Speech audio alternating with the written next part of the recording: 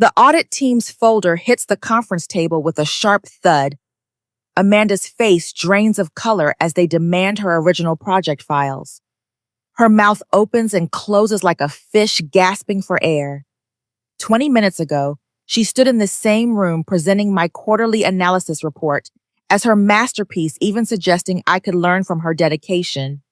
Now, she fumbles through her laptop, panic spreading across her features like spilled coffee on white fabric. The head auditor's eyes find mine across the table. 3 months earlier, I walked through the gleaming glass doors of Hartwell Financial Solutions for the first time as their new senior data analyst. The Denver mountains had been my home for 26 years, but this Chicago opportunity represented everything I had worked toward since graduate school. The salary would finally allow me to tackle my student loans while helping my mother with her medical bills back home. My cubicle sat in the heart of the analytics department, surrounded by the gentle hum of computers and the occasional burst of conversation about market trends. Within my first week, Amanda Walsh approached my desk with a warm smile and 2 cups of coffee from the break room. Amanda possessed the kind of effortless charm that made people gravitate toward her. Her auburn hair was always perfectly styled, and she had this way of making direct eye contact that made you feel like the most important person in the room. She had been with Hartwell for 3 years and seemed to know everyone from the mailroom staff to the executive floor. "You must be Olga," she said, setting down the steaming cup. "I heard we got someone brilliant from the University of Colorado." Welcome to the madness. Our director, Sarah Bennett, ran our department with a firm but fair approach. She valued results above all else and made it clear that quarterly performance reviews would determine who received promotions and who found themselves looking for new opportunities. The competition was intense, but professional, or so I thought at the time. Jake Morrison occupied the cubicle directly across from mine. He was quiet and methodical, the type of person who ate the same turkey sandwich for lunch every day and kept his workspace organized down to the last paperclip. Something about his nervous glances whenever Amanda walked by should have triggered my instincts, but I was too focused on proving myself to notice the warning signs. Amanda quickly became my unofficial mentor, explaining the unwritten rules of office politics and sharing insights about which clients prefer detailed presentations versus executive summaries. When she invited me to lunch during my second week, I felt grateful to have found such a supportive colleague in an environment known for cut-to-throat competition. "The key to success here," Amanda explained over salads at a nearby bistro, "is understanding that relationships matter just as much as raw talent. Sarah appreciates team players who can collaborate effectively." I shared my background in complex financial modeling, explaining how I had developed new methodologies for risk assessment during my graduate research. Amanda listened intently, asking detailed questions about my approaches and taking careful notes in her leather-bound planner. "That sounds incredibly sophisticated," she said. "I have to admit, the technical side has always been challenging for me. I excel at client presentations and strategic thinking, but the deep analytical work is where I struggle." Her honesty was refreshing in an environment where everyone seemed determined to project complete confidence. I offered to share some of my techniques, thinking it would strengthen our working relationship and help the entire team perform better. Our first major collaboration came when Sarah assigned us to work together on the Pinnacle Industries account analysis. Amanda would handle the client interface while I conducted the underlying research and created the analytical models. It seemed like a perfect division of our respective strengths. I spent long evenings developing a comprehensive framework for evaluating Pinnacle's investment portfolio, incorporating market volatility patterns and sector-specific risk factors. When Amanda asked for detailed explanations of my methodology, I walked her through every step from data collection protocols to statistical validation techniques. "You make it look so easy," she said, copying my formulas into her own spreadsheet. "I really need to understand these concepts better if I want to advance here." 2 weeks later, during our monthly team meeting, Sarah asked for updates on current projects. Amanda stood up and began presenting insights that sounded remarkably familiar. She discussed market correlation patterns and risk assessment strategies using almost identical language to our private conversations. I've been developing some new approaches to volatility analysis, Amanda explained confidently. The key is understanding how historical patterns interact with current market conditions. Sarah nodded approvingly as Amanda outlined concepts I had spent months perfecting. My stomach twisted as I listened to my own research being presented without any acknowledgement of its origins. When Amanda finished her presentation, Sarah complimented her on the innovative thinking and analytical depth. After the meeting, I convinced myself it was simply coincidence. Perhaps Amanda had been working on similar ideas independently, or maybe our collaboration had inspired her to explore related concepts. The analytical techniques weren't exactly revolutionary, and smart people often reach similar conclusions when working with the same data sets.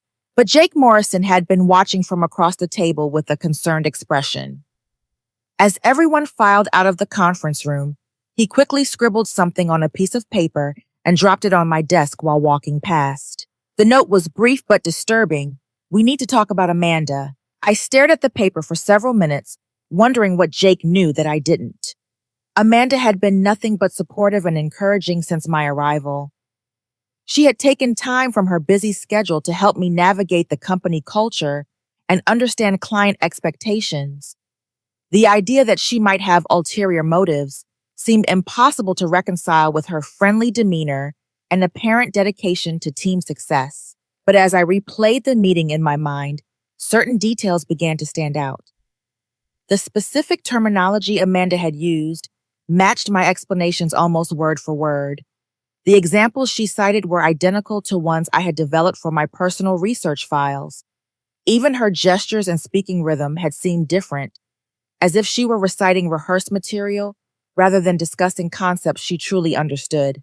The possibility that I had been naive enough to hand over my proprietary research to someone who would claim it as their own sent a chill through my entire body. I had come to Hartwell with dreams of building a reputation based on innovative analytical work, and the thought that Amanda might be undermining those goals was almost too painful to consider. That evening, I stayed late in the office, reviewing my files and trying to understand what had really happened during our collaboration. The timestamps on my documents clearly showed when each idea had been developed, and my personal notes contained detailed reasoning behind every methodological choice. If Amanda was truly stealing my work, at least I would have evidence to prove the origins of each concept. But confronting her would require concrete proof, and accusing a well-established employee of intellectual theft could easily backfire if I was wrong about her intentions. The next morning, Jake intercepted me at the coffee station before anyone else arrived at the office.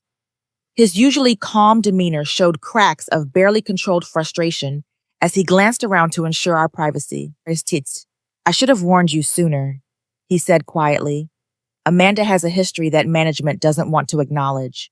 Jake explained how Amanda had systematically claimed credit for his market research during her second year at Hartwell. When he complained to human resources, Amanda had skillfully redirected the conversation toward his communication style and team collaboration skills. Within weeks, Jake found himself under performance review, while Amanda received recognition for breakthrough insights that were actually his work. "She nearly got me fired," Jake continued. "I only kept my job because I had backed up everything to my personal drive and could prove the timeline of development. But management made it clear that pursuing the issue further would be career suicide." He showed me email timestamps and document metadata proving that Amanda's supposedly original research had been copied directly from his files. The evidence was overwhelming, but Jake had been forced to accept the situation and move forward without any acknowledgement of what had really happened. 3 other analysts have left the company after similar experiences, Jake revealed. Amanda targets new hires who don't understand the office politics yet. She befriends them, extracts their best work, then discards them once they become liability. The revelation hit me like a physical blow. Everything about Amanda's behavior suddenly made sense through this new lens. Her eager interest in my methodologies, the detailed questions about my research approach, Even her confession about struggling with technical analysis had all been calculated moves in a larger strategy. But I needed to see the pattern for myself before taking any action. When Sarah announced that our department would be competing for the Pinnacle Industries presentation, I decided to use Amanda's next move as a test of Jake's warnings. I spent 2 weeks developing a comprehensive risk assessment model for Pinnacle's expansion strategy. The analysis incorporated macroeconomic indicators, industry-specific volatility patterns, and regulatory change projections to create a sophisticated framework for investment decision-making. Every calculation was documented, every assumption was justified, and every conclusion was supported by rigorous statistical analysis. Amanda was assigned to present our team's findings to the Pinnacle Executive Committee. During our preparation meetings, she asked increasingly detailed questions about the underlying methodology, claiming she wanted to be ready for technical questions from the client. "I really want to understand the mathematical foundation," she explained. "The executives might ask about confidence intervals or statistical significance." I walked her through every aspect of the analysis, from data collection protocols to sensitivity testing procedures. Amanda took extensive notes and asked for copies of my supporting calculations, explaining that she learned better when she could review materials independently. The presentation was scheduled for a Thursday morning in Hartwell's main conference room. Pinnacle's investment committee included their chief financial officer, their head of strategic planning, and 2 external consultants who specialized in risk management. This was exactly the type of high-profile client interaction that could establish my reputation within the company. Amanda arrived early and spent 30 minutes reviewing her notes and practicing key transitions. She seemed confident and well-prepared, which initially reassured me about our collaborative approach. When the Pinnacle executives entered the room, Amanda greeted them warmly and began her presentation with polished professionalism. For the first 15 minutes, everything proceeded normally. Amanda outlined Pinnacle's current market position and explained why a comprehensive risk assessment was essential for their expansion plans. Her delivery was smooth and engaging, exactly what I expected from someone with her client management experience. But then she began discussing the analytical framework I had developed, and everything changed. Not only did Amanda present my methodology as her own original work, she actively undermined my contributions when the executives asked technical questions. "My colleague Olga assisted with some of the data collection," Amanda said dismissively when asked about team collaboration. "But the analytical framework and risk modeling approach represent my personal expertise in this area." When one of the external consultants questioned a specific statistical assumption, Amanda glanced at me expectantly. I started to respond, but she quickly interrupted. "Let me handle this," Amanda said with a condescending smile. "Olga is still learning our advanced methodologies." She then proceeded to explain my own research in a way that made it sound like I had been merely following her instructions rather than developing original insights. The Pinnacle executives clearly believed they were hearing from the analytical mastermind behind the presentation, while I sat silently watching my professional credibility evaporate. The most devastating moment came when the chief financial officer complimented Amanda on her innovative approach to volatility modeling. Amanda beamed with pride and suggested that other analysts in our department could benefit from studying her techniques. "Olga has been working hard to understand these concepts," Amanda said with false sympathy. "Perhaps with more experience, she'll develop the analytical sophistication needed for this level of client work." The meeting concluded with enthusiastic praise for Amanda's brilliance and several requests for follow-up consultations. Pinnacle's executives were clearly impressed by what they believed was Amanda's groundbreaking research methodology. As we packed up our materials, Amanda basked in the accolades while I struggled to process what had just happened. Walking back to our department, Amanda's demeanor shifted from professional presenter to smug victor. She leaned close to me in the elevator and spoke in a voice just loud enough for me to hear. "Thanks for helping with the research, Olga," she said sweetly. "Maybe someday you'll understand how to present complex analysis to sophisticated clients. Until then, you should focus on learning to keep up." The elevator doors opened, and Amanda walked towards Sarah's office to report on the successful presentation. I stood frozen for several moments, finally understanding that Jake's warnings had been completely accurate. Amanda wasn't just taking credit for my work. She was systematically destroying my professional reputation while positioning herself as the department's analytical genius. That afternoon, Sarah called me into her office for what she described as a developmental conversation. She had heard feedback from the Pinnacle presentation, suggesting that I might need additional training in client communication and analytical presentation skills. Amanda mentioned that you seem to struggle with the more sophisticated aspects of risk modeling, Sarah explained. She's offered to provide some mentoring to help you develop those competencies. Realized that Amanda's sabotage extended far beyond simple credit theft. She was actively manipulating management's perception of my abilities while positioning herself as both the victim and the solution to my supposed performance problems. The trap was so elegantly constructed that any attempt to defend myself would likely be interpreted as jealousy or poor teamwork. The humiliation from the Pinnacle presentation burned in my chest for days, but it also crystallized my determination to fight back strategically. Amanda had revealed her true nature, and now I needed to document everything while appearing cooperative and professional. Sarah's next announcement provided the perfect battleground.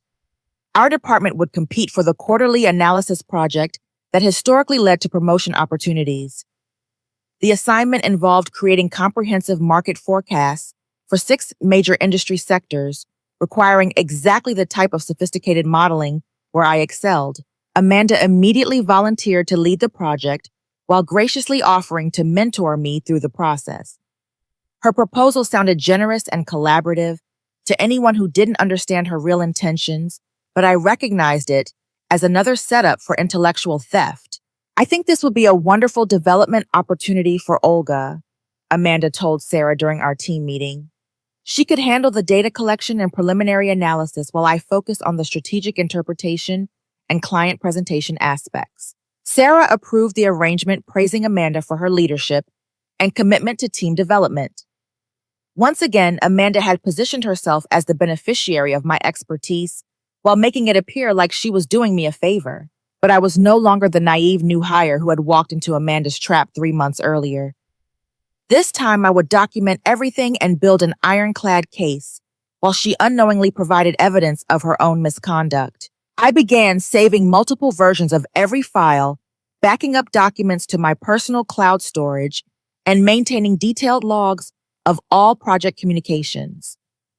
When Amanda requested my preliminary analysis for coordination purposes, I provided sanitized versions that contained my basic findings but excluded the proprietary methodologies that made my work valuable. Amanda's frustration with these edited files became increasingly obvious during our progress meetings. She would ask probing questions about my analytical techniques, claiming she needed to understand my approach for quality assurance purposes. I want to make sure we're using the most sophisticated methodologies available, Amanda explained, when I declined to share my complete risk modeling framework. Sarah expects excellence from this project. Meanwhile, Amanda had begun a subtle campaign to undermine my reputation with other department members. She would make offhand comments about new employees needing time to adjust to Hartwell's analytical standards or express concern about whether I was adapting successfully to the company culture. Olga has been struggling with some of the more advanced concepts, I overheard her telling Jennifer Hayes from the derivatives team. I'm trying to provide additional support, but she seems overwhelmed by the technical complexity. These conversations always took place when Amanda thought I was out of earshot, but close enough that I would catch fragments of her disparaging remarks. The psychological impact was intentional and devastating, designed to make me feel isolated and professionally inadequate. Jake Morrison had become my unofficial ally during this period, offering encouragement and sharing his own experiences with Amanda's manipulation tactics. He helped me understand that her behavior followed predictable patterns, which made it easier to anticipate her next moves and prepare appropriate responses. She's going to escalate the pressure soon, Jake warned. Amanda always pushes hardest when she realizes someone is resisting her control. His prediction proved accurate within days. Amanda began assigning me increasingly tedious and time-consuming tasks that prevented me from focusing on the analytical work where I could demonstrate my real value. She requested multiple revisions of basic data summaries, insisted on unnecessary formatting changes, and scheduled frequent status meetings that accomplished nothing except consuming my productive time. "I need to make sure you're staying on track," Amanda explained when I questioned the excessive oversight. "This project is too important to leave anything to chance." The workload imbalance became obvious to everyone in the department. While Amanda focused on high-visibility strategic planning activities, I was buried in spreadsheet maintenance and data entry tasks that any entry-level analyst could handle. When colleagues asked about the division of responsibilities, Amanda would express sympathy for my heavy workload while explaining that I needed additional practice with fundamental analytical skills. "Olga is working very hard," Amanda would say with false concern. "I think the adjustment to our analytical standards has been more challenging than she expected." The worst part was watching Amanda use fragments of my research to enhance her own presentations. She would take basic concepts from my preliminary analysis and incorporate them into her strategic recommendations without any acknowledgement of their origins. When Sarah praised Amanda's insights during team meetings, I had to sit silently while my own work was celebrated as evidence of Amanda's brilliance. 3 weeks into the quarterly project, Sarah called me into her office for what she described as a developmental check-in. The conversation began with general questions about my adjustment to the company, but quickly shifted toward specific concerns about my analytical performance. "I've been hearing some feedback suggesting that you might be more comfortable in a junior analyst role," Sarah said carefully. "Amanda has mentioned that you seem overwhelmed by the technical complexity of our senior-level projects." The implication was clear. Amanda had convinced Sarah that I was fundamentally unsuited for the position I had been hired to fill. Her campaign of subtle undermining had succeeded in making me appear incompetent, while positioning herself as the patient mentor, trying to salvage an unsuccessful hiring decision. "I want to give you every opportunity to succeed here," Sarah continued, "but we need to see significant improvement in your analytical capabilities and professional communication skills." That evening, I stayed late in the office to catch up on work that Amanda's constant interruptions had prevented me from completing. As I walked past Amanda's cubicle around 8 o'clock, I noticed her computer was still logged in, despite her having left hours earlier. Curiosity overcame my better judgment, and I glanced at her screen. Multiple windows were open, including several files from my personal project folder. Amanda had somehow gained access to my computer and was browsing through documents I had never shared with her. The discovery sent a wave of rage through my entire body. Amanda wasn't content with stealing my contributions to collaborative projects. She was actively infiltrating my personal work to find new material for theft. The violation felt deeply personal, like discovering someone had broken into my home and rifled through my private belongings. I quickly logged into my own computer and checked the access history for my project files. The timestamp showed that Amanda had been browsing my documents regularly, often during lunch breaks or after normal business hours when she could avoid detection. She had read my personal research notes, copied my proprietary analytical models, and downloaded files containing months of original work. The scope of Amanda's theft was far broader than I had imagined. She wasn't just taking credit for collaborative projects. She was systematically looting my intellectual property to fuel her own career advancement. Every innovative idea I had developed since joining Hartwell had been compromised, and Amanda had positioned herself to claim credit for future work I hadn't even completed yet. As I sat alone in the darkened office, staring at evidence of Amanda's digital burglary, I realized that my professional survival depended on exposing her scheme before she could complete my destruction. She had already convinced management that I was struggling with basic analytical tasks, and it was only a matter of time before she maneuvered me out of the company entirely. The next morning brought an even more devastating discovery. Amanda announced during our team meeting that she had been selected to present her quarterly analysis at the National Financial Analytics Conference, one of the most prestigious industry events of the year. The recognition would establish her reputation as a thought leader and virtually guarantee her promotion to senior management. I'm so excited to share my research on advanced risk modeling techniques, Amanda said with barely concealed triumph. This could really put Hartwell on the map as an innovator in analytical methodology. I knew exactly which research she was referring to because I had developed every technique she planned to present. Amanda was about to launch her career into the stratosphere using my intellectual property while I faced potential demotion to junior analyst status. The injustice was so overwhelming that I nearly stood up and confronted her in front of the entire team. But Jake caught my eye and shook his head slightly, reminding me that emotional outbursts would only confirm Amanda's narrative about my professional instability. Instead, I sat quietly and began planning how to turn Amanda's moment of triumph into her complete destruction. My early arrival at the office the next morning was motivated by more than just catching up on work. If Amanda had been accessing my computer files, I needed to understand the full extent of her digital intrusion and gather evidence that would prove her theft beyond any reasonable doubt. Using file recovery software I had learned about during my graduate studies, I began reconstructing the deleted browsing history from my computer. The results were far worse than I had imagined. Amanda had been systematically accessing confidential information throughout the office network, including salary databases, performance reviews, and proprietary research from multiple departments. The timestamps revealed a pattern of calculated espionage spanning several months. Amanda would arrive early or stay late to browse through restricted files when other employees were unlikely to discover her activities. She had accessed personnel records for every analyst hired in the past 2 years, apparently searching for patterns that would help her identify and exploit vulnerable targets. Jake arrived at 7:30 and found me staring at columns of incriminating data with a mixture of rage and disbelief.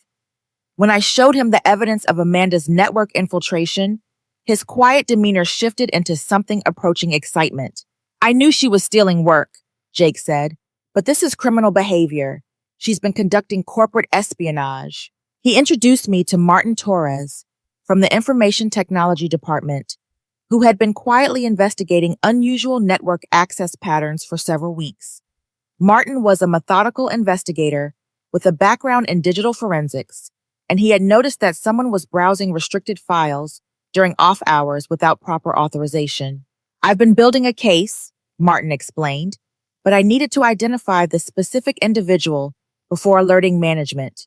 Your evidence connects Amanda directly to the unauthorized access. Martin's investigation revealed that Amanda's theft extended far beyond just my analytical work.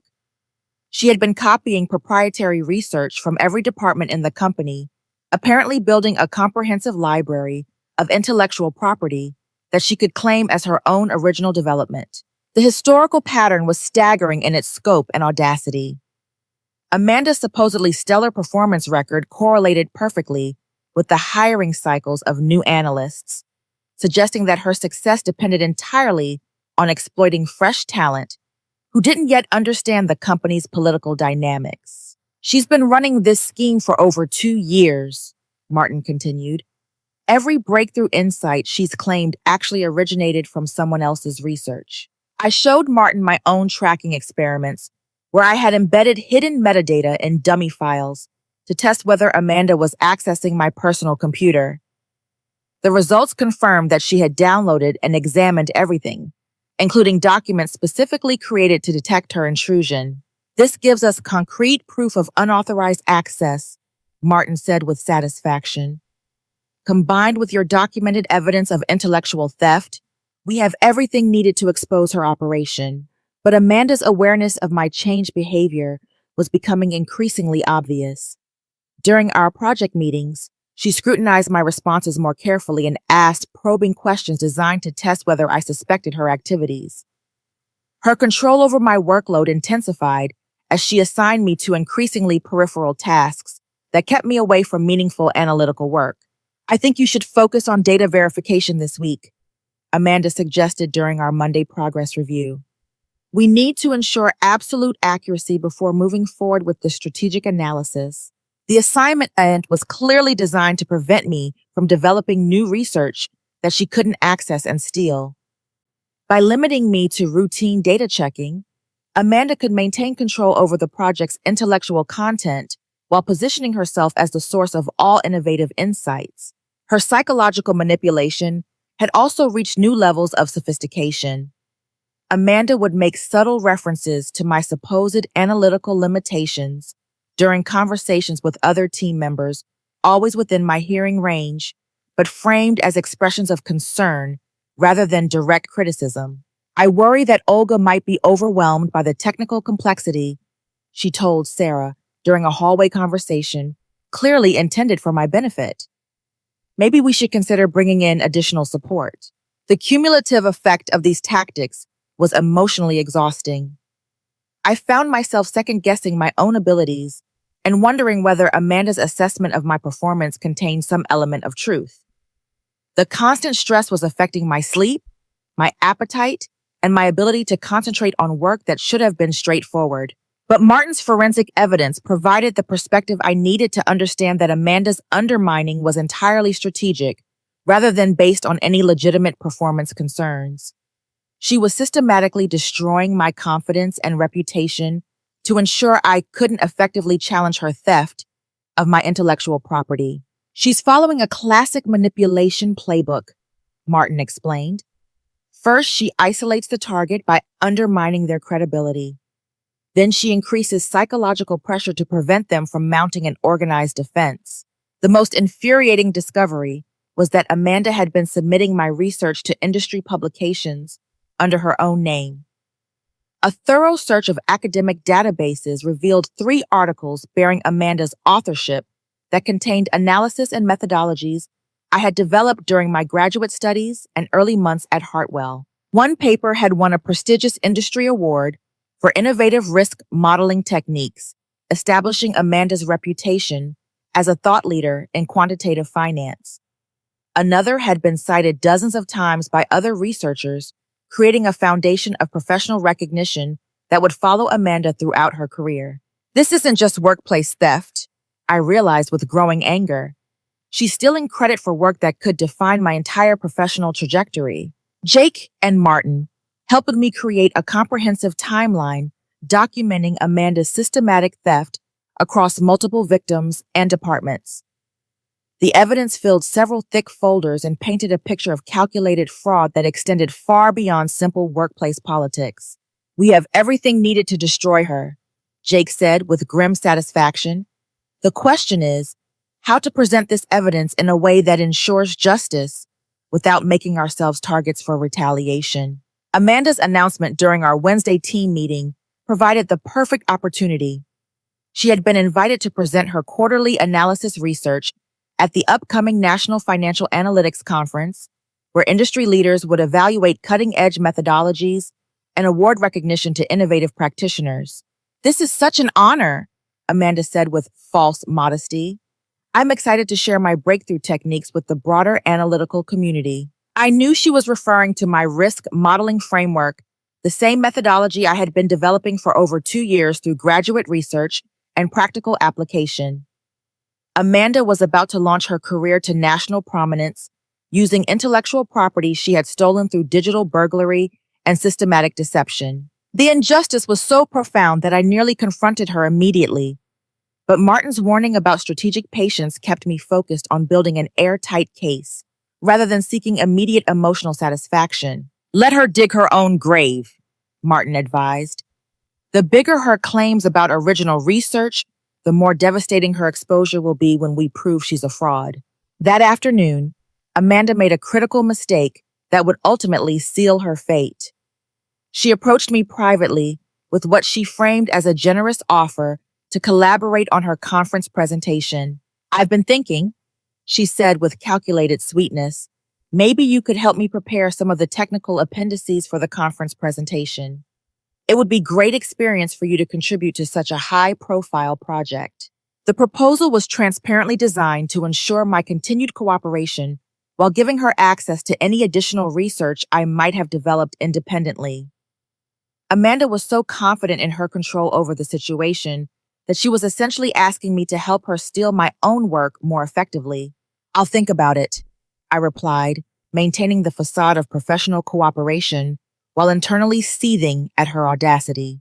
But Amanda's overconfidence had revealed the timeline pressure she was facing. The conference presentation was only 3 weeks away, and she needed access to my complete research files to prepare material sophisticated enough to impress a national audience of analytical experts. Her desperation would become the weapon I used to destroy her entire scheme. That evening, I received an unexpected phone call from Dr. Elizabeth Chen, my graduate advisor at the University of Colorado. Someone had contacted her requesting verification of research methodologies that sounded remarkably similar to my thesis work. "I found the inquiry strange," Dr. Chen explained, "because the person claimed to be the original developer of techniques that I clearly remembered as your innovative contributions." The caller had been Amanda, apparently seeking academic endorsement for research she planned to present as her own original work. Her theft had become so brazen that she was attempting to rewrite the historical record of my academic achievements. "I thought you should know," Dr. Chen continued, "because this could impact your professional reputation if someone is misrepresenting your research origins." The phone call provided the final piece of evidence I needed to prove that Amanda's fraud extended beyond simple workplace theft into academic misconduct that could damage my long-term career prospects. Her scheme wasn't just about advancing her own position. It was about systematically erasing my professional identity and claiming credit for my entire body of analytical work. As I prepared for bed that night, I felt a sense of calm determination settling over my previous rage and frustration. Amanda had overplayed her hand by attempting to steal recognition for my graduate research, and her upcoming conference presentation would provide the perfect stage for her complete exposure. The trap was set, and Amanda had walked directly into it through her own greed and arrogance. The announcement came during Sarah's Monday morning department meeting with all the drama of a routine administrative update. Hartwell Financial Solutions would undergo its annual audit by the external firm Hudson and Associates beginning the following week. "This is a comprehensive review of our analytical processes and documentation standards," Sarah explained to our assembled team. "Hudson will examine our project files, verify our methodological approaches, and ensure compliance with industry regulations." I watched Amanda's face carefully during the announcement, noticing the subtle tightening around her eyes and the almost imperceptible pause in her note-taking. For someone who had built her reputation on stolen intellectual property, the prospect of external scrutiny represented an existential threat. "The audit team will require complete documentation for all projects completed in the past 12 months, Sarah continued. "This includes original files development timelines and evidence of individual contributions to collaborative work." Amanda's pen stopped moving entirely as the implications became clear. Hudson and Associates was known throughout the industry for their meticulous examination of analytical work, including digital forensics, to verify the authenticity and origins of complex methodologies. After the meeting, I found Jake and Martin in the break room, both wearing expressions of barely contained excitement. The audit represented the perfect opportunity to expose Amanda's scheme using objective external investigation rather than internal office politics. "She can't manipulate the audit team like she's manipulated management here," Jake observed with satisfaction. "Hudson's investigators are specifically trained to detect intellectual property theft." Martin had already begun preparing a comprehensive dossier documenting Amanda's unauthorized network access and systematic file theft. His evidence included timestamps, metadata analysis, and digital fingerprints that would prove beyond doubt that Amanda had been stealing proprietary research from multiple sources. "The audit gives us perfect cover," Martin explained. "I can present my findings as part of routine security compliance rather than a targeted investigation of Amanda's activities." We spent the next 3 days organizing our evidence into a coherent narrative that would be impossible for Amanda to discredit or explain away. Every stolen file was documented, every fraudulent claim was supported by objective proof, and every instance of unauthorized access was verified through multiple independent sources. Amanda's behavior during this preparation period revealed her growing panic despite her attempts to maintain professional composure.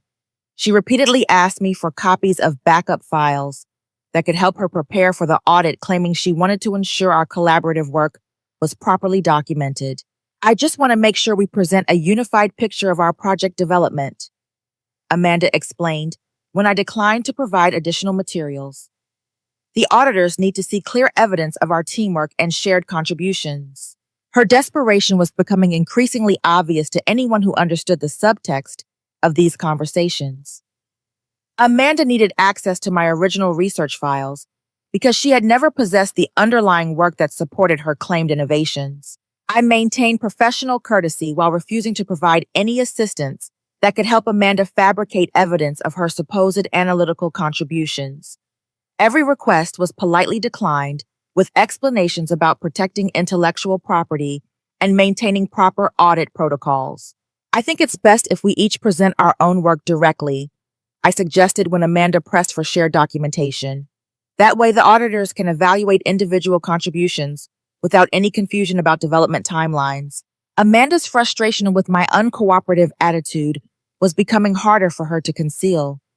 During team meetings, she would make pointed comments about the importance of collaboration and supporting colleagues during stressful audit periods. Some people seem more focused on individual recognition than team success, Amanda remarked during our Wednesday progress review, clearly directing her criticism toward me. But her attempts at manipulation were losing their effectiveness as other team members began noticing the inconsistencies in her behavior. Amanda's claims about analytical sophistication seemed increasingly hollow when she couldn't answer detailed technical questions without consulting notes that contained my original explanations. Jake had begun subtly sharing information about Amanda's history with other colleagues, creating a network of informed observers who understood the real dynamics underlying our department's apparent success. When Amanda made disparaging remarks about my analytical capabilities, these colleagues were able to evaluate her claims against the evidence of my actual work. People are starting to ask questions, Jake reported during one of our private conversations. Amanda's inability to explain her own supposed methodologies is becoming obvious to anyone who pays attention. Martin's preparation for the audit had revealed additional evidence of Amanda's fraud that we hadn't previously discovered. Her unauthorized access extended to proprietary algorithms developed by the company's quantitative research division, suggesting that her scheme involved stealing intellectual property worth potentially millions of dollars. This is way beyond simple workplace credit theft, Martin explained, as we reviewed his comprehensive audit preparation. Amanda has been conducting systematic corporate espionage for a personal career advancement. The scope of her fraud was so extensive that I began to understand why management had been reluctant to investigate previous complaints about Amanda's behavior. Acknowledging the full extent of her theft would require admitting that Hartwell's supposed analytical innovations were actually stolen property, potentially exposing the company to legal liability and professional embarrassment. They're going to have to act once the audit team presents objective evidence, Jake predicted. Hudson and Associates can't be influenced by office politics or concerns about internal reputation. Amanda's final desperate gambit came during our Thursday afternoon meeting, when she privately approached me with what she framed as a mutually beneficial proposal for handling the audit review. "Look, Olga," she said with forced sincerity, "I think we both understand that this audit could be challenging for everyone involved. Maybe we should coordinate our responses to ensure we present consistent information about our collaborative work." The subtext was unmistakable. Amanda was proposing that we conspire to conceal her theft in exchange for some undefined future consideration. Her assumption that I would participate in covering up her fraud revealed how completely she had misjudged my character and determination. "I think it's best if we each provide complete and accurate information about our individual contributions," I replied carefully. "The audit team deserves honest documentation of how our projects were actually developed." Amanda's friendly facade cracked slightly as she realized I wouldn't be manipulated into protecting her from the consequences of her actions. For just a moment, I saw genuine fear in her eyes as she contemplated facing external scrutiny without any stolen intellectual property to support her claims. I hope you understand what you're risking here, Amanda said quietly, her voice carrying a subtle threat. Cooperation during difficult periods is how people build lasting careers at Hartwell. The implication was clear. If I refused to help conceal her fraud, she would ensure my termination through her established network of influence within the company. Amanda was so confident in her ability to manipulate internal politics that she believed she could survive external audit by destroying any colleagues who threatened to expose her scheme. But her threats only strengthened my resolve to see justice served. Amanda had built her entire career on stolen work while systematically destroying the reputations of talented analysts who represented threats to her fraudulent success. The audit would finally provide an opportunity to expose her crimes to investigators who couldn't be influenced by her charm and political connections. The next morning brought news that the Hudson and Associates audit team would begin their review 2 days earlier than originally scheduled. Amanda received this information during our team meeting with visible distress, apparently caught off guard by the accelerated timeline. They want to begin with a comprehensive review of our most recent analytical projects, Sarah announced. Each team member should prepare complete documentation of their individual contributions to current work. I watched Amanda's composure finally begin to crack as she realized that her moment of reckoning had arrived ahead of schedule. Within hours, she would face professional investigators trained to detect exactly the type of fraud that had built her reputation. The trap was set, and Amanda was about to discover that her victims had been preparing for this moment with far more sophistication than she had ever imagined possible. Friday morning arrived with the crisp efficiency of external auditors who valued precision above politeness. The Hudson and Associates team consisted of 3 senior investigators led by Jennifer Hayes, a formidable woman whose reputation for exposing corporate fraud preceded her into Hartwell's main conference room. Amanda entered the room with her characteristic confidence and tact, carrying a leather portfolio filled with presentation materials and wearing her most professional suit. She had clearly spent considerable time preparing for this moment, and her initial demeanor suggested she believed she could charm the auditors just as successfully as she had manipulated Hartwell's internal management. "Good morning," Amanda said warmly, extending her hand to Jennifer Hayes. "I'm Amanda Walsh, and I'm excited to share some of the innovative analytical work our team has been developing." Hayes accepted the handshake with polite professionalism, but maintained the neutral expression of an investigator who had learned not to be swayed by surface charm. She gestured for Amanda to take a seat at the conference table while her colleagues arranged their recording equipment and document scanners. "We'll begin with your quarterly analysis project," Hayes announced without preamble. "Please walk us through your methodology and show us the original files that support your conclusions." Amanda launched into the presentation. She had obviously rehearsed extensively, describing the risk assessment framework I had developed as if it were her own innovative creation. Her delivery was polished and confident, hitting all the technical talking points with apparent expertise. "My approach to volatility modeling represents a breakthrough in how we quantify market uncertainty," Amanda explained, gesturing to charts and graphs that displayed my original research. "I've been developing these techniques for over 2 years, and I believe they offer significant advantages over traditional analytical methods." Hayes listened without comment, while Amanda outlined concepts that would have been impressive if they were genuinely her own work. But as the presentation continued, the lead auditor began asking increasingly specific questions about the underlying mathematical foundations and development timeline. "Could you show us the original derivation of this risk correlation formula?" Hayes requested, pointing to a key equation in Amanda's presentation materials. Amanda paused for just a fraction of a second before responding with practiced confidence. "Of course. I have all the developmental work saved in my project files." She opened her laptop and began navigating through folders with the quick efficiency of someone who had prepared for exactly this request. But as Amanda searched through directory after directory, her movements became increasingly frantic, and her confident expression began showing cracks of barely concealed panic. "I'm sorry, let me check a different location," Amanda said, her voice remaining steady despite the obvious stress.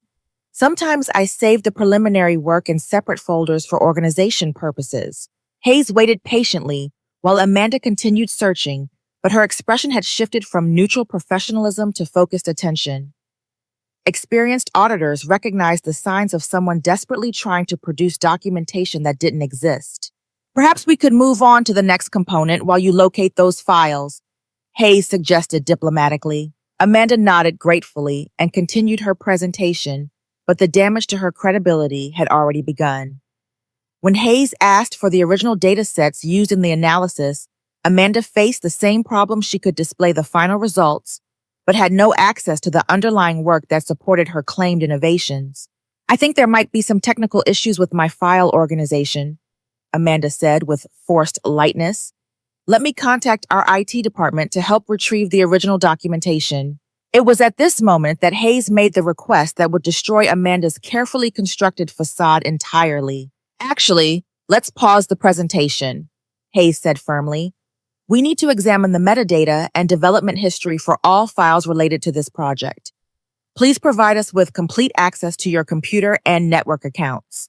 Amanda's face went pale as she realized that external investigators were about to examine the digital evidence that would prove her theft beyond any reasonable doubt. The charm and confidence that had carried her through 3 years of successful fraud evaporated as she contemplated the impossibility of explaining away the objective proof of her crimes. I'm not sure I understand why that level of access would be necessary, Amanda said carefully. Surely my presentation materials contain all the relevant information about my analytical work. Hayes's response was delivered with the calm authority of someone who had conducted hundreds of fraud investigations. Standard audit protocol requires verification of work origins and individual contributions. We need to examine file creation dates, revision histories, and access logs to ensure compliance with intellectual property regulations. Amanda's hands began trembling slightly as she processed the implications of Hayes' requirements. She was being asked to provide evidence that would immediately expose her as a fraud, but refusing to cooperate would be an admission of guilt that would trigger immediate investigation. Of course, Amanda replied weakly. I just want to make sure we follow proper procedures for protecting confidential information. Hayes gestured to Martin Torres, who had been waiting in the hallway with complete documentation of Amanda's unauthorized network access and systematic file theft. As Martin began explaining the digital evidence to the audit team, Amanda's remaining composure finally collapsed entirely. There must be some mistake, Amanda said desperately, as Martin displayed timestamps proving her unauthorized access to my research files. I've never violated any computer security policies, but the evidence was overwhelming and objective. Martin's forensic analysis showed exactly when Amanda had accessed my files, which documents she had copied, and how she had attempted to conceal her digital intrusion. Every instance of theft was documented with scientific precision that eliminated any possibility of alternative explanation. Hayes turned her attention to me for the first time during the review.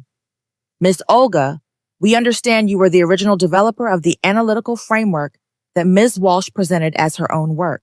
I provided my complete documentation of the research development timeline, including original notes, mathematical derivations, and file creation records that proved my ownership of every innovative technique Amanda had claimed.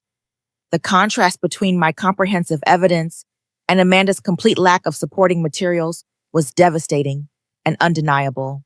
I have extensive backup documentation, I explained, because I wanted to protect my intellectual property and ensure proper attribution for my research contributions. Amanda made one final desperate attempt to salvage the situation by claiming that our work had been truly collaborative and that the attribution issues were simply misunderstandings about project documentation standards. Olga and I worked very closely together, Amanda said with false sincerity. Perhaps there's been some confusion about individual versus team contributions, but Hayes had seen enough evidence to understand exactly what had transpired. Amanda's inability to produce original work combined with documented proof of unauthorized file access and theft created a clear picture of systematic fraud that extended far beyond simple attribution disputes. Ms. Walsh, Hayes said with professional firmness, we have conclusive evidence that you have misrepresented the origins of analytical work that was developed by other employees.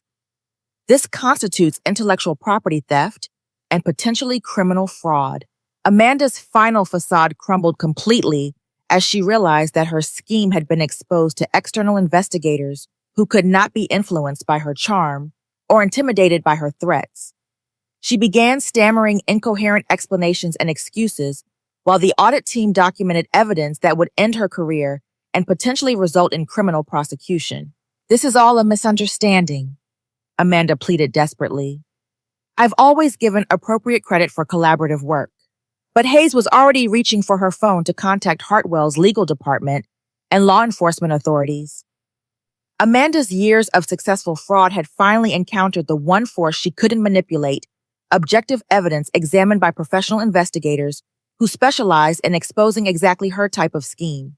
The conference room fell silent, except for Amanda's increasingly frantic attempts to explain away evidence that spoke for itself with devastating clarity.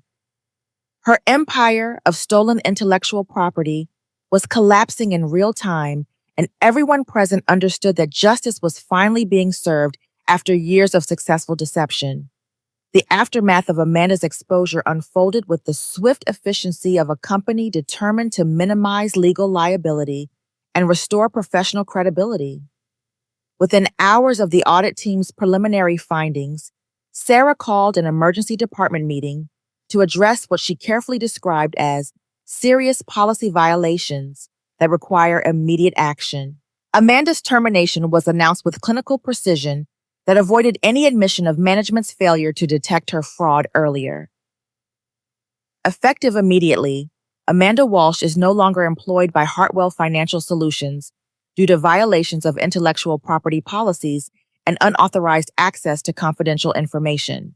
The legal consequences extended far beyond simple job loss. Hudson and Associates had documented evidence of systematic corporate espionage worth potentially millions of dollars in stolen intellectual property, creating criminal liability that Amanda's personal attorney would struggle to defend. Within the first week, 3 major industry publications retracted articles bearing Amanda's authorship after I provided proof that the research had been stolen from my graduate work and early projects at Hartwell. The National Financial Analytics Conference withdrew her speaking invitation and issued a public statement about the importance of original research in their programming. "We take intellectual property violations extremely seriously," the conference organizers announced. "All presentations must represent genuine original work by the credited authors." My own vindication came through multiple channels simultaneously.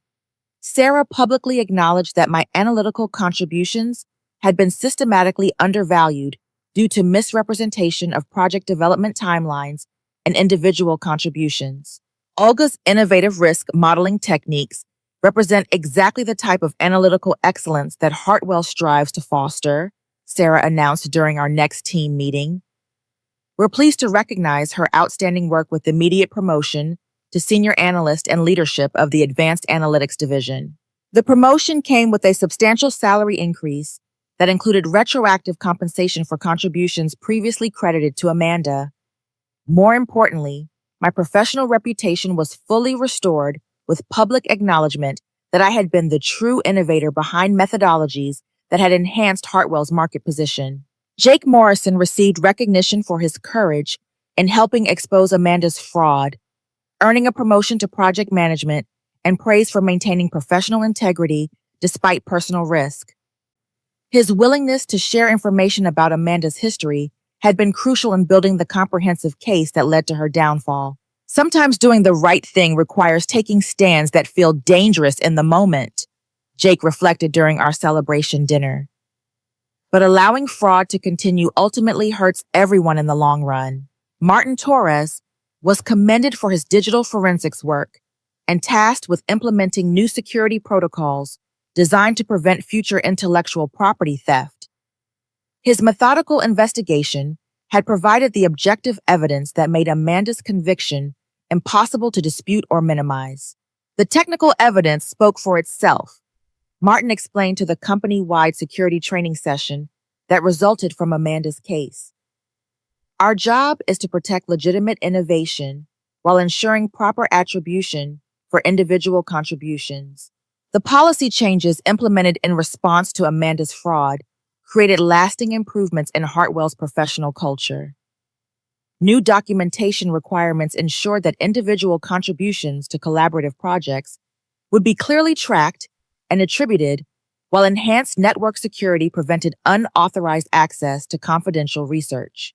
Director Bennett instituted regular training sessions on intellectual property protection and professional ethics, making it clear that Hartwell would not tolerate any form of credit theft or research manipulation. The company's commitment to these principles attracted talented analysts who valued environments where original work received proper recognition. Amanda's industry reputation was permanently destroyed through a combination of legal consequences and professional blacklisting that effectively ended her career in financial analytics. The awards and recognition she had stolen were publicly rescinded, creating a cautionary tale about the inevitable consequences of systematic fraud. Her attempts to find employment in related fields were consistently undermined by reference checks that revealed the scope of her intellectual property theft. Former colleagues who had been impressed by her apparent analytical brilliance learned that her innovations were actually stolen from the people she had systematically betrayed and discredited. "The industry is smaller than people realize," Jennifer Hayes explained during her final audit report to Hartwell's board of directors. "Word travels quickly about professionals who violate fundamental standards of integrity." My own career trajectory was transformed by the recognition and opportunities that followed Amanda's exposure. Industry publications sought my insights on risk modeling techniques, leading to speaking engagements and consulting opportunities that established my reputation as an innovative analytical thinker. The research methodologies I had developed during my graduate studies and refined at Hartwell became the foundation for breakthrough approaches to market uncertainty analysis. Without Amanda's interference, my work received the attention and attribution it deserved, opening doors to professional advancement I had only dreamed of during my early months at the company. 6 months after the audit, I was invited to present my risk assessment framework at the same National Financial Analytics Conference, where Amanda had planned to steal credit for my innovations. Standing on that stage, sharing my genuine research with industry leaders, provided a sense of professional fulfillment that no amount of stolen recognition could have equaled. True innovation comes from original thinking and methodical development, I explained to the conference audience. There are no shortcuts to building expertise that can withstand rigorous scrutiny. The personal relationships damaged by Amanda's manipulation were gradually rebuilt through honest communication and shared commitment to professional integrity. Colleagues who had been influenced by her subtle undermining learned to evaluate analytical contributions based on demonstrable evidence rather than superficial presentations. We all learned valuable lessons about recognizing manipulation and protecting intellectual property, Sarah reflected during my one-year performance review. Your experience has made our entire department stronger and more vigilant. The legal proceedings against Amanda resulted in restitution payments that compensated me for the professional damage caused by her systematic theft. While money could not restore the emotional stress and career uncertainty I had endured, the financial recognition validated the seriousness of her crimes and the value of my original contributions. More importantly, Amanda's case established legal precedents that strengthened intellectual property protections for analytical professionals throughout the industry. Her conviction sent a clear message that research theft would face serious consequences, regardless of the perpetrator's charm or political connections. Justice in these cases requires patient documentation and unwavering commitment to truth, the prosecuting attorney explained after Amanda's plea agreement was finalized. Victims who stand up to fraud ultimately protect everyone who values original research. The mentorship program I helped establish at Hartwell created support systems designed to prevent future exploitation of new employees who might be vulnerable to manipulation by established colleagues seeking to steal their innovations. Young analysts now receive training on protecting intellectual property and recognizing signs of research theft. No one should have to face what Olga experienced, Sarah announced when the program was launched. We're committed to creating an environment where analytical talent can flourish without fear of exploitation. As I reflect on the journey from victim to vindicated professional, I recognize that Amanda's betrayal ultimately strengthened my character and sharpened my commitment to integrity in all aspects of analytical work. The experience taught me that genuine innovation cannot be faked or stolen. It emerges from dedication, original thinking, and willingness to defend one's contributions against those who would claim them dishonestly. The most satisfying aspect of this resolution was watching other victims of Amanda's fraud receive recognition for work that had been wrongfully attributed to her manipulation and theft. Jake's market research, Martin's security innovations, and projects from analysts who had left the company all received proper acknowledgement once the truth was revealed. Seeing justice served for everyone she hurt was almost as important as clearing my own name. I shared during the company-wide presentation about lessons learned from Amanda's case. Fraud ultimately damages entire professional communities, not just individual victims, says Sparasante Shinman. Today, I lead Hartwell's Advanced Analytics Division with a team of brilliant researchers who understand that collaboration means supporting each other's success rather than exploiting it for personal gain. The methodologies I develop are shared openly with proper attribution, creating an environment where innovation thrives through mutual respect and professional integrity.